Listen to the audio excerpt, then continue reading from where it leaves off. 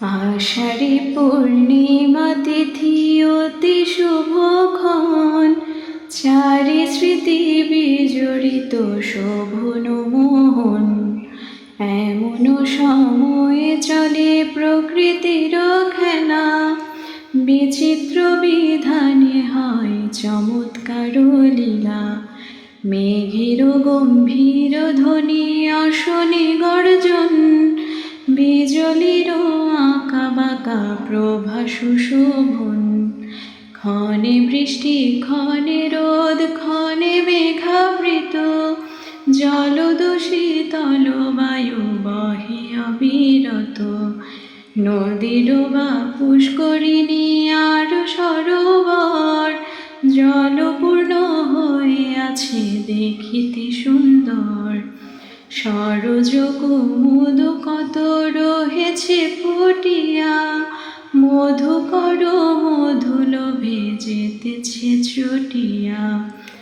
এহেন পূর্ণিমা যোগে গভীর নিশীতে, মায়া দেবী স্বপ্ন দেখে অতি হরষিতে। শ্বেত হস্তে শ্বেত পদ্ম শুণ্ডিতে ধরিয়া, তিনবার প্রদক্ষিণ রানীকে করিয়া। দক্ষিণ পার্শ্বেতে যেন প্রবেশে জঠরে, সেই ক্ষণে বোধে শত মায়ার উদরে। তুষিত স্বর্গ হতে নেমে এসে ধীরে, জন্ম নিল জগতের কল্যাণের তরে।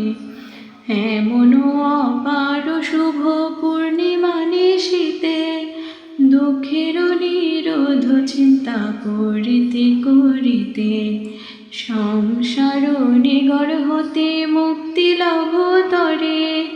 রাজ্য ধন ত্যাগ করিয়া কুল অন্তরে, স্ত্রী পুত্রের মায়া পাশ করিয়াছে দন।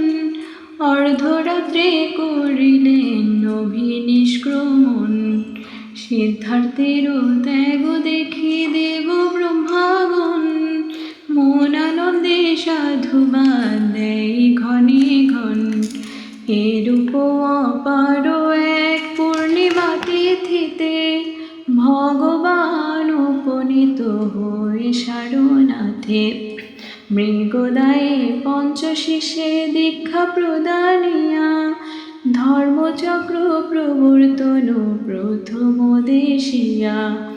জ্ঞানদীপ জ্বালিলেন তাদের অন্তরে, ইহা দেখি দেব দ্রুমা সাধু ধ্বনি করে।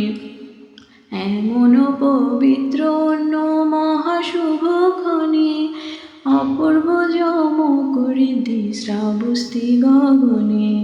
সমাপনে করি বুদ্ধ করুণা অন্তরে, তখনই চলে গেলেন তাবতীংশপুরে। সেইখানে 3 মাস বসি ইন্দ্রাসনে, মাতা সহ দেবগণে মৈত্রীপূর্ণ মনে। অভিধর্ম গুণালেন মধুর ভাষণে, শ্রেষ্ঠ ধর্ম গুণে সবে অতিরিষ্ট মনে। এই চারি মহাস্মৃতি রহেছে জড়িত, আষাঢ়ী পূর্ণিমা শনে জানিবে নিশ্চিত। এই পবিত্র দিনে সবে হয়ে একত্রিত, বুদ্ধ পূজা দানশীল হয়ে একচিত্র। বুদ্ধের আদর্শ নীতি করিয়া পালন, অচিরে লোভিতে যেন পারি মুখ ধন।